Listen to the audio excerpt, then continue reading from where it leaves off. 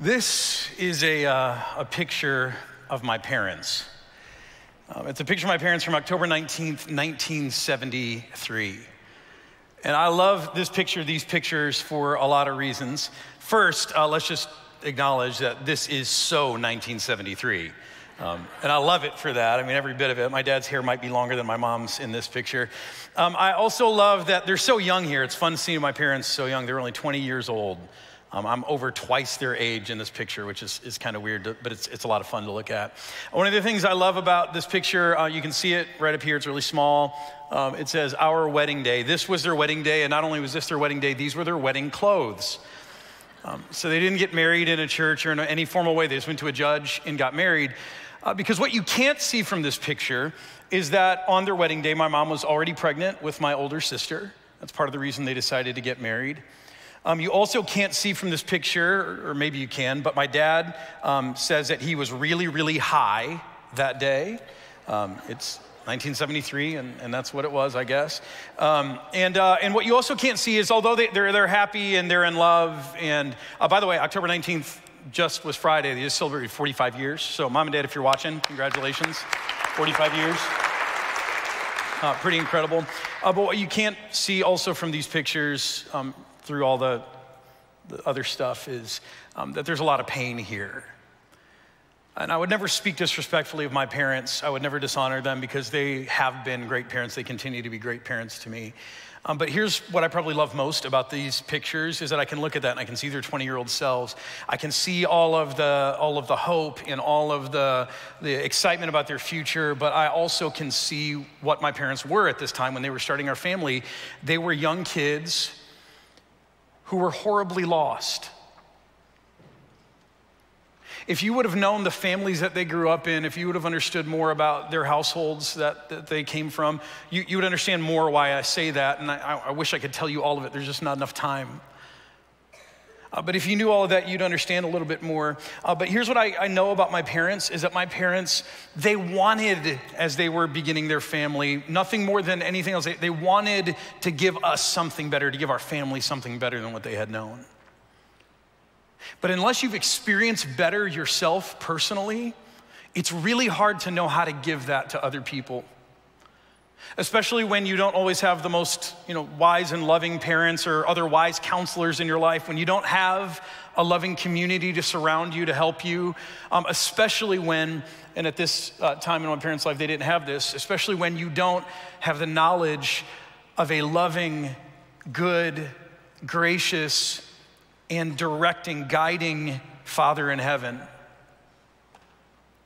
And so I look at this picture and I admire my parents. I love them. I appreciate seeing them this way. But I also understand that they were lost, which meant that the family they created was also lost.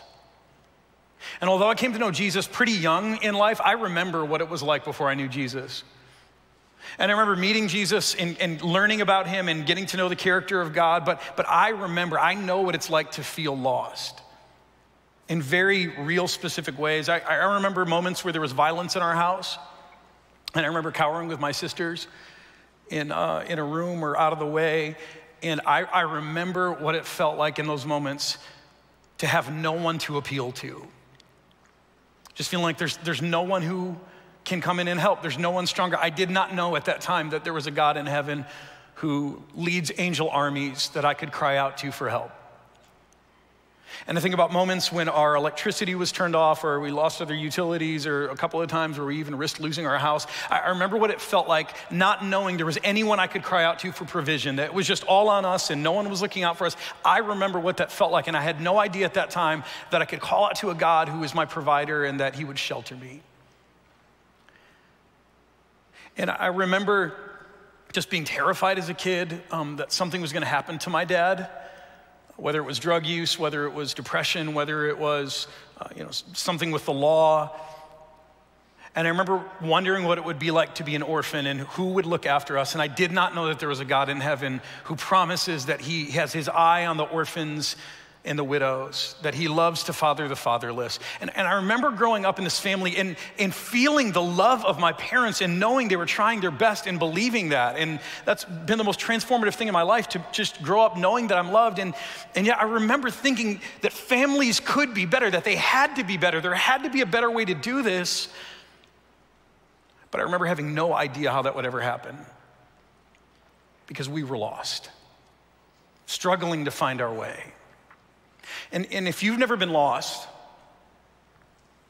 I mean, let's just be honest, we've all been lost. But if you've never been lost in this way, if you've never been lost for direction, if you've never lost your way and not known about the love and the direction and the guidance of God, it's natural to make some assumptions about people who are living that, people who have experienced that. It's natural to assume that it's their own fault. It's all about their own bad decisions. And to be sure, sometimes it is. Or it's natural to assume that people who have lost their way or don't live under the love of God, it's because their hearts are hardened, or they're anti-God, or they're opposed to God. And again, sometimes that's true. Or it's natural for us to assume that people like that are a threat to our Christian way of life or our Christian values. And again, sometimes they are. But speaking as someone who remembers what it felt like to be lost, I can tell you there's a deeper reality. There's probably a greater truth going on in most families like this, in most people's lives like this, that most people who have lost their way and do not know about the love of God to direct them, they simply don't know what's possible. They can't imagine what it's like to live life under the love, under the mercy and compassion, under the direction, under the power of a God of infinite possibilities. See, if you've never been lost like that, it's a hard thing to understand. But today, Jesus is gonna help us. We're gonna go to Luke chapter 15, page 1047, in your pew Bibles, if you're here in the room. And in Luke 15, Jesus is gonna enlighten us to something I think that's so important for us today. It starts off this way: now the tax collectors and sinners were all gathering around to hear Jesus. But the Pharisees and the teachers of the law muttered, "This man welcomes sinners and eats with them." So you learn something about Jesus, that Jesus was a magnet for people who didn't normally chase after religious teachers, who didn't find themselves in synagogues or churches. It says here, tax collectors, those are all your white collar criminals. So the embezzlers, the people who think up crazy pyramid schemes, the money launderers, all of those people, they're coming after Jesus. And not just them, but these other category of sinners too. So we're talking about the pimps and the prostitutes and the addicts and the junkies and the petty thieves and the burglars. All of these people are gathering around Jesus because they've never heard, they've never seen, they've never experienced a religious teacher like Jesus before. They thought they knew what that was. They wanted nothing to do with it. Jesus comes onto the scene and he's a magnet for these people. And so they're gathering around to hear him, not just to receive his handouts or to watch him do miracles. I'm sure that was great. But they wanted to hear him teach about this kingdom of God. And then meanwhile, there's another group of people, and they're called the Pharisees and the teachers of the law here. These are the people who grew up in loving homes, who were raised by their parents well, who were taught to fear and love and respect God from an early age, who were taught right from wrong, the usual religious people. And they're also watching Jesus, not open to Jesus, but watching Jesus. And they're watching these people gather around Jesus, and this question comes into their mind, and it overtakes them. And the question is, what is this guy doing? He's welcoming sinners, money launderers and crooks and pimps and prostitutes, and he's welcoming these sinners, not just to listen to them, but he's sitting down and eating with them. And these people are so he must be doing something wrong. There must be something going on, because these kinds of people don't gather around religious teachers, and they're bothered by this because they don't understand what it's like to feel lost. But Jesus, knowing that this is going on, sets out to teach them. He goes on and he begins to tell a story. Then Jesus told them this parable. Suppose one of you has 100 sheep and loses one of them. Doesn't he leave the 99 in the open country and go after the lost sheep until he finds it? And when he finds it, he joyfully puts it on his shoulders and goes home. And then he calls his friends and neighbors together and says, Rejoice with me. I have found my lost sheep. I tell you that in the same way, Jesus says, there will be more rejoicing in heaven over one sinner who repents than over 99 righteous persons who do not need to repent. So they don't understand what's going on with these sinners and tax collectors, but Jesus tells them something they can't understand, a story about a shepherd and sheep. And that's what a lot of these people do for a living. That's part of their culture. And he tells them that story, and before anyone can ask questions or seek clarification, he launches into a second story right away. Or suppose a woman, if you're not familiar with what it's like to be a shepherd, maybe you can relate with this. Or suppose a woman has 10 silver coins and loses one. Doesn't she light a lamp, sweep the house, and search carefully until she finds it? And if this doesn't connect with you, just imagine that it's her car keys. Anyone been there this morning? Anyone? Right? So, and when she finds it, she calls to her friends and neighbors. She calls them all together and says, rejoice with me, I have found my lost coin. In the same way, I tell you, there is rejoicing in the presence of the angels of God over one sinner who repents. So in both of these stories, there is something lost. There is a finder of those lost things. They find what's lost. They're so delighted to find it, but not only are they delighted, they take it a step further and they gather their whole community around them, and together they celebrate that the lost thing has been found. Now, I'm sure that the teachers of the law and the Pharisees are sitting there listening, saying, okay, that's sheep, that's coins. And before they can ask questions or object or say anything else, Jesus launches into a third story. And this one's the clincher, because it's not about sheep, it's not about coins. Jesus continued, there was a man who had 2 sons. The younger one said to his father, Father, give me my share of the estate. So he divided his property between them. Not long after that, the younger son got together all he had, this new inheritance, set off for a distant country, and there squandered his wealth in wild living. After he had spent everything, there was a severe famine in the whole country, and then he began to be in need. So he went and hired himself out to a citizen of that country who sent him to his fields to feed pigs. And he longed to fill his stomach with the pods that the pigs were eating, but no one gave him anything. When he came to his senses, he said, wait a minute, how many of my father's hired servants have food to spare, and here I am starving to death? I will set out and go back to my father. In the other 2 parables so far, there's that line that the heavens rejoice, or the angels rejoice over one sinner who repents. Here Jesus shows us what repentance looks like, and it's not this complete coming clean of everything you've done wrong. It's not a pledge to never do anything wrong again, to completely leave your wicked ways behind. It's this moment when lying in a pig pen, starving, a memory stirs. And you think, whatever I might find in my father's house, whatever he might say to me, whatever I might experience there, even if I'm just hired there as a servant, it's got to be better than this. Repentance is a change of heart or mind, and it's a turning away from God toward God. Saying, I don't know what I'm gonna find there. I don't know what this means, but surely life has to be better there than what I'm experiencing now. So he says, I will set out and go back to my father and say to him, Father, I have sinned against heaven and against you. Here's the rest of the speech. I'm no longer worthy to be called your son. Make me like one of your hired servants. So he got up and he went to his father. So far this story feels a lot like the others, except it's kind of different, isn't it? One of the things I love about this series of parables is that in each case, the thing that got lost presumably became lost in a different kind of way. The sheep must have just wandered off. It didn't know what it was doing. It was just a sheep. It got disconnected from the flock. The coin, that was probably lost because the woman wasn't careful. I mean, coins can't move on their own. So there was some negligence there on the part of the owner.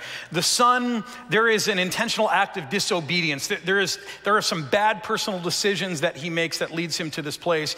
But you know what? No matter how the thing got that way, how it got lost, doesn't matter. Not to God, not to Jesus. Now the Pharisees, they think it matters. And in fact, maybe we think it matters too. And there can often be a lot of judgment around those who have lost their way. In fact, there's a Bible teacher, his name's Mark Allen Powell, and he went around telling this parable, this story, teaching it all around the world. And he taught it to Americans, and he asked this question. He said, what happened that caused the son to live among the pigs? How did he come to be there living among the pigs, starving? What took place? And he asked American Christians, and you know what they said? Of course you do, because you're American Christians. What would be your answer? I hear you, louder. Yeah, he made bad choices. He squandered his wealth in wild living, right?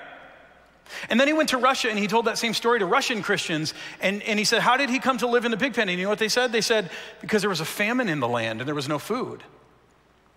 And then he went to Tanzania and he asked some African Christians, hey, how did this man come to be in the position that he was? And they said, well, that's because the community wouldn't feed him. No one would give him food to eat. Who's right? If you're perceptive, you saw that the text said all three, that he squandered his wealth in wild living, then there was a famine in the land, and he began to be in great need, and no one would give him anything to eat, so he longed to fill his stomach with the pods the pigs were eating. All three are true, and yet for us, we so often look at people who have lost their way, and we look at them with such judgment. I don't see any judgment here. I don't think it matters much how people became lost. It doesn't really matter. The reality is they're lost. And in any case, this young son, he's at this rock bottom place, and a memory stirs, and the memory is of his father's house, the generosity of his father's table, the kindness of his father, the graciousness of his father. And so he decides he's gonna turn toward home, and he's gonna ask for his father's help, because whatever he finds there, it has to be better than where he is in that moment. And now watch this. But while he was still a long way off, his father saw him and was filled with compassion for him. And he ran to his son, threw his arms around him, and kissed him. I want to ask you right now, what do you observe about the heart and the character of this father? Go ahead. What do you see? Love. What else? Compassion, yeah. Forgiveness. Yeah, I love this, that here's another thing I see, that presumably since the day his son has left, the father has been perched at the head of that road watching, because while he was a long way off, his father saw him. That means the father's been waiting. And so here you have this watching, waiting father who is filled with compassion, not judgment, even though his son made a lot of mistakes and bad things happen. There's no judgment in him. There's only compassion for him. And he's got this deep, unconditional love and forgiveness. He runs to his son, throws his arms around him, and kisses him. And then the son, he's been working hard on this speech, so he's got to get the words out of his mouth. Here's what the son does. The son said to him, Father, I have sinned against heaven and against you. I'm no longer worthy to be called your son. And so he puts it out there, Father, I've made a big mistake. And it's almost like the father doesn't even hear that. He's already got in mind what he is going to do. And so the son is not even through his whole speech. He doesn't even get to the end of it. The father's saying, no, okay, it's okay. Look what he says. The father said, servants, quick.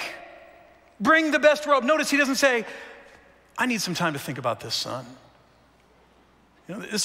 You hurt me here. This is going to take me a little while. You got to give me some time and space. No, there's none of that. It's quick.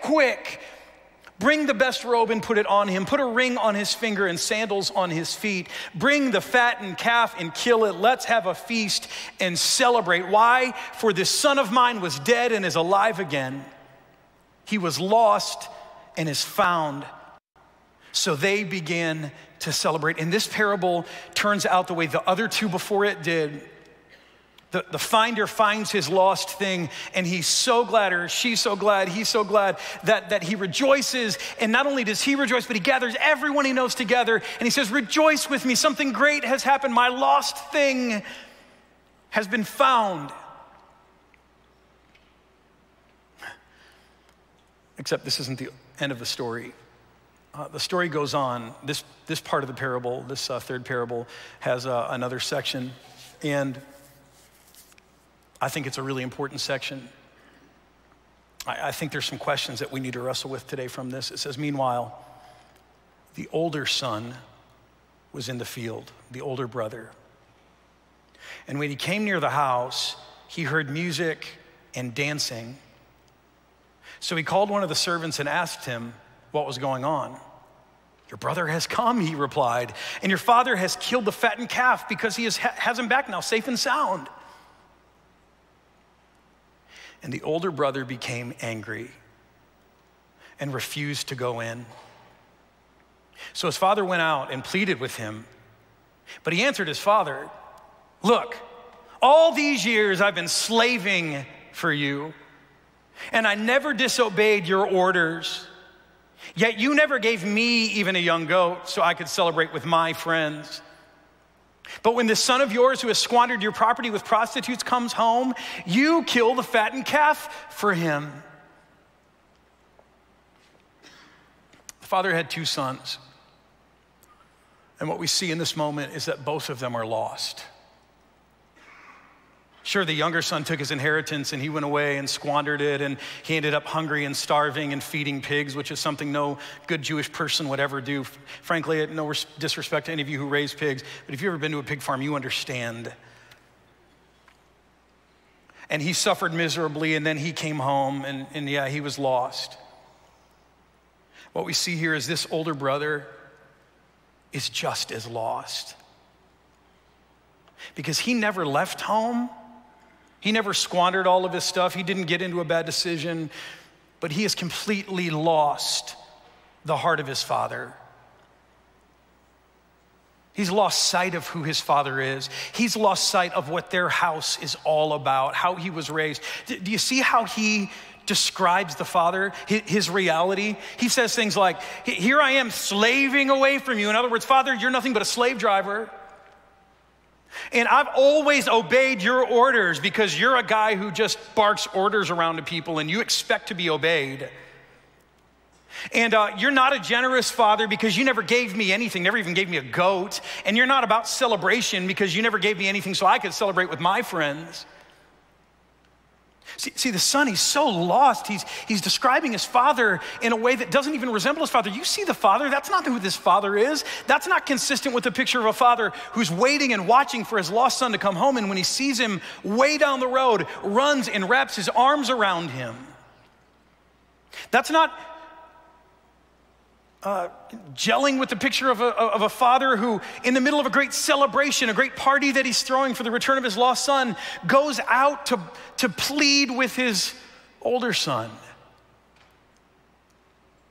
And yet this image in the older brother's mind has become fixed of who his father is and how this whole thing works, and he's become completely lost. He's lost sight of his father. Notice the lack of resemblance between the older brother and his father. We need to see this. That the father, he's been living his life watching, looking down the road, waiting for his son to return. The older brother, on the other hand, has no idea that his younger brother has even come home. You see that? No idea. In fact, it's not until he hears the subwoofers pumping and he sees the conga line going that he grabs a servant and he says, what's going on here? And the servant tells him, hey, your brother's come home. But it's not that the older brother's too hardworking. He's out in the fields working. It's not that he's just not very aware as a person. The reality is the older brother doesn't care about his younger brother. When his younger brother left the house, and probably even before, he had written him off. And for the older brother, life is better without troublemaking younger brothers in your life. See, the father watched and waited every day for a sign that his son was coming home. The older brother, he had moved on. We see that in the father. The thing the father loves more than anything else are his sons, both of them. And yet the older brother, what does he love? He loves honor and respect and being respectable. He loves the status quo. He loves being the good son, being seen as the good son, being seen as faithful, being seen as heroic, being seen as better than his deadbeat scoundrel of a brother. It's not a story of one lost son. It's a story of two sons who have both become lost. And yet I want you to see how the father responds. One more time, he pleads. My son, the father said, you are always with me, and everything I have is yours. By the way, this is not just an exaggeration or hyperbole. This is true. Remember, the inheritance has been divided between the two sons, and it's been given to them. So the older brother, he now is in possession of the larger share of the inheritance. That's how inheritance laws works, because he's now responsible for taking care of his father. So this is not just, hey, someday, son, all of this is gonna be yours. The reality is that the father has already given the inheritance also to this older brother. Everything that exists now belongs to the older brother. It's his. What is he missing about this? The father gave it freely. And yet here's what the father says. He says, but we had to celebrate. I had to act on our behalf here. We had to celebrate and be glad because this brother of yours was dead and he's alive again. He was lost and is found. And the story ends unresolved. We never really know how the older brother responds. Jesus just ends the story there. And when Jesus does this, when he ends a story like this, it's usually because he wants to leave us not just wondering what happened, but questioning ourselves, looking inside of ourselves and asking some important questions. Here's the first, I believe, we're to ask ourselves today. When something is lost, what are you willing to risk to find it? When something is lost, what are you willing to risk in order to find it? The shepherd left 99 sheep in the open country. He risked the 99 to go after the one. The woman risked the 9 coins and the stability of her whole house and probably the anger of her children and everything else to go and find that one lost coin. The father in the story, he risked all kinds of disgrace. He risked mockery. And we're talking about an ancient Near Eastern culture where this father is an elder. Elders are dignified people. You know, they sit, people come to them, and here he hikes up his robe and he runs to this son who has been living out in the fields with the pigs, and he wraps his arm around him. Can you imagine the gossip in that community? Can you imagine the unkind words that people spoke against that father? Can you imagine how people judged his parenting and they judged his conduct and behavior and they shook his head and they said, you know, the old man has lost his mind. But the father in the story, he risked all of that. More than that, you know what else he risked? He risked the alienation of his older son in order to embrace his younger son. And all of these stories, they stand in for something true or something bigger that we're supposed to get our arms around. And it's about what Jesus risked to find lost people like us. He came running into our planet with arms wide open, willing to embrace us in our stench, in our soiled place. While we were a mess, while we were not even looking for him, he came to embrace us, to love us, to help us find our way. Because he is the way and the truth and the life. When something's lost, what are you willing to risk to find it? See, as the people of God, we are supposed to do likewise. We are called to risk something too, which too often, I think, makes us feel bitter. Right? I hear it from us all the time. Hey, I know we're all focused on the lost. I know that's important, but what about us? What about the saved? What about the other part of our mission statement that says we have to strengthen the saved? When the focus is on the lost and it's upon us to give things up, to risk things, to sacrifice things, it's easy for us to get bitter, but it doesn't really have to be that way, because here's the truth. Although there's some sacrifice required for finding the lost, there's always going to be more joy for us. I mean, think about our church. Think about the joy that lives here. Think about last week and hearing all those stories in the Inspired service. If you missed it, go watch it online. I defy you not to feel joy in your spirit as you watch that. Or the 3 people who were spontaneously baptized last weekend, who are ready to start a journey with God, who have lost their way and are now back home. Or the hundreds of people who've begun a journey here in the last year, or being on Outreach 100's fastest growing list, being 167 years old and yet being a thriving intergenerational church. There's joy here, but you know what the secret sauce is, the magic ingredient in our joy? It's not the preaching, it's not the music, it's not all the great amenities that we have as a church. I'll tell you what it is. Is that for decades, we have been a church who is unapologetically focused on the mission. And Steve Hauer said it for 30 years as our leader. He said, the church is not the mission. It's been established by God to accomplish the mission. The mission is, does anyone know? It's lost people. And if I've failed you in any way, it's probably because I haven't said that enough. I have not said that often enough over and over again on repeat. See, if you want the joy and everything that you love about this church, everything that's special about this church, if you want it to dry up in a quick minute, I'll tell you, only one thing you have to do. Only one thing we have to do. Stop being people who are all about finding what's lost. Because I know there's sacrifice involved in the mission. There are things that you risk in order to pursue the mission. But here's the promise. It shouldn't leave us bitter. At the end of the story, there's always joy. The shepherd returns with his sheep and there's joy. The woman finds her coin and there's joy. The father throws a party for his son and there is joy. See, I understand that I'm asking us right now as a church to sacrifice something. Next week, we have a big vote to lay down a name that some of you have known for your whole lives, that you've known for decades, that you have loved, that you have lived under, that you have served under, that you have a name that you have done great things under. And I know that's a sacrifice. Please, I understand. And I know it's a risk. And some of you are looking at me saying, why would we risk this? This seems so foolish. But I'll tell you, when you find what's lost, when you make this your mission, yeah, there's sacrifice, yeah, there's risk, but there will always be more joy. I don't want your hearts to get bitter about this, because in the end, there is a promise of joy for us if we keep focused on our mission.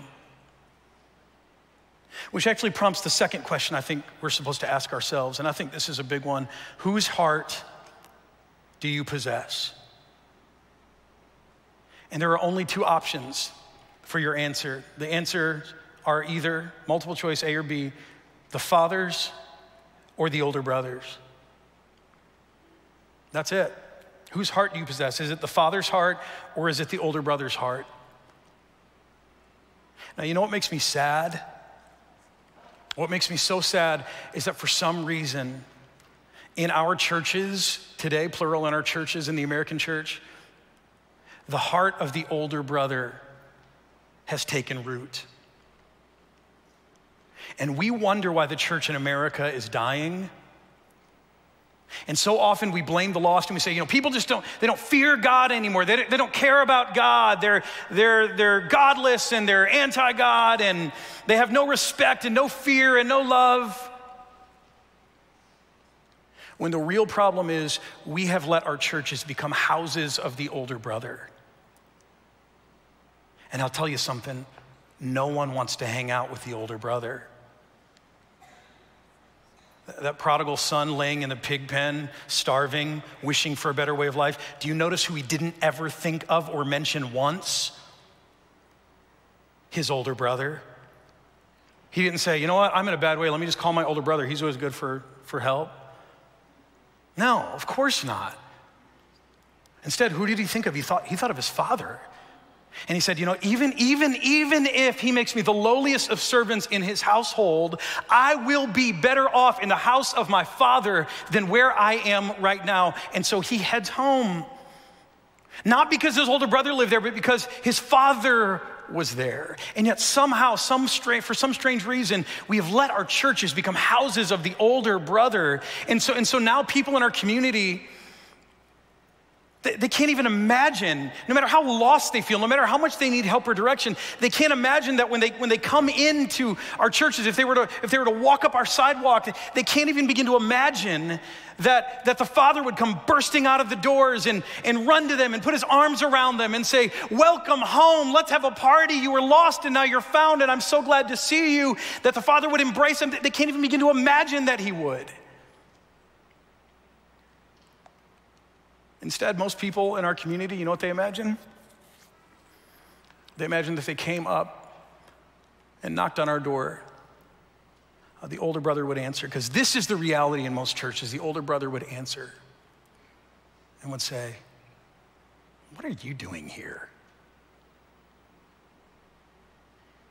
For some reason, we have just become known and seen, and I think that's the reality of too many of our churches. We've become houses of the older brother. And this is a side note, but it's an important side note.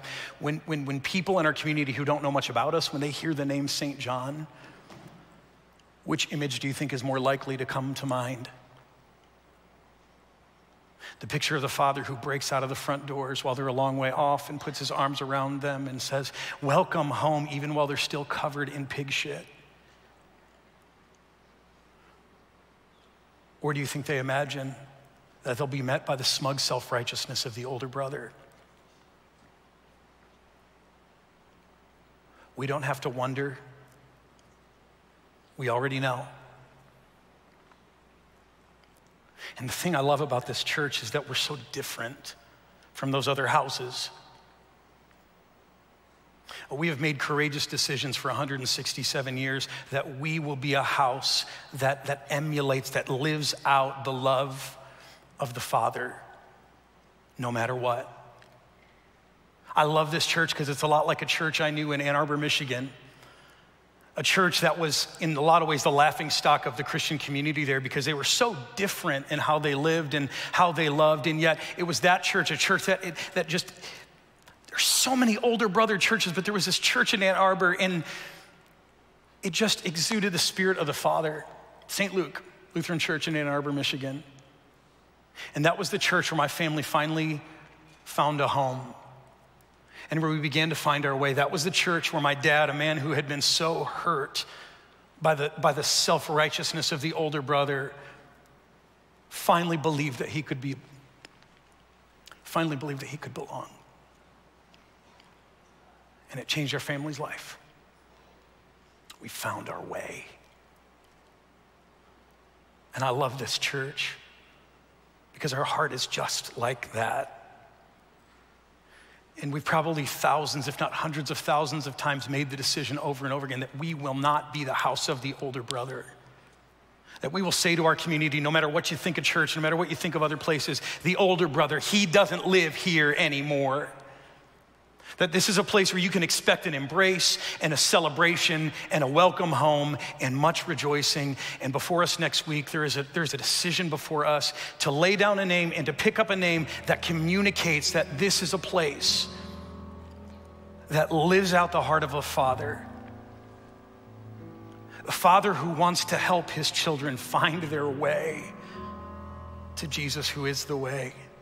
And you know what I'm convinced of? And part of the job of a leader is to get to the destination first. You know that, right? So if some of you still aren't there yet, that's okay, that's normal. And I'm gonna be praying for you this week that you can get there. But if you're not there yet, I'm gonna ask you to trust me because I've had more time on this and it's kind of my job to get there first. But here's what I believe on our behalf, that if we're willing to do this thing, if we're willing to be courageous and to grab onto the heart of the Father and not allow the attitude of the older brother, the heart of the older brother to take root in us, then the Father will send to us people of every walk of life who are tired of doing life the way they've been doing it, who are searching for a better way.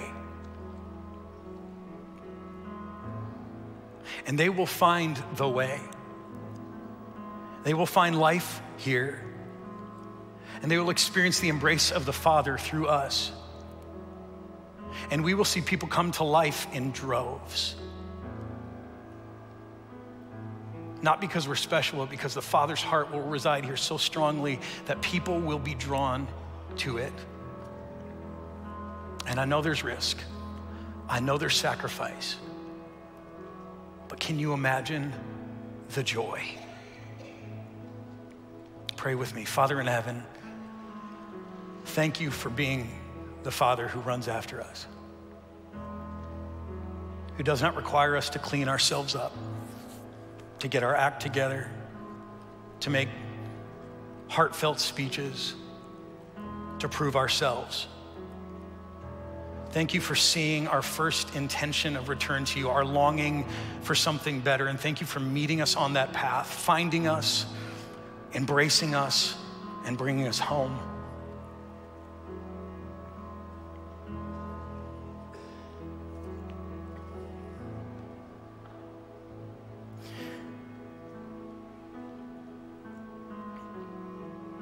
Father, I thank you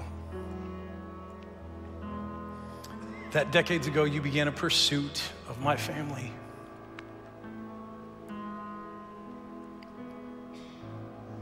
And you didn't quit.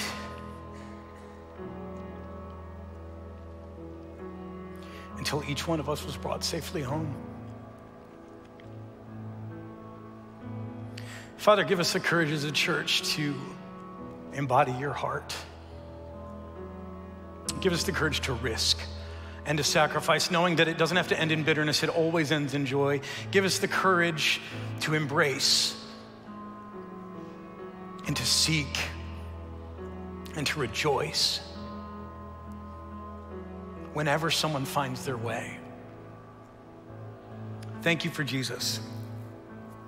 Thank you for all that you've done through him. Thank you for what you continue to do. Weed out the heart of the older brother that wants to creep its way into us. And Father, renew in us your heart and your heart alone. In Jesus.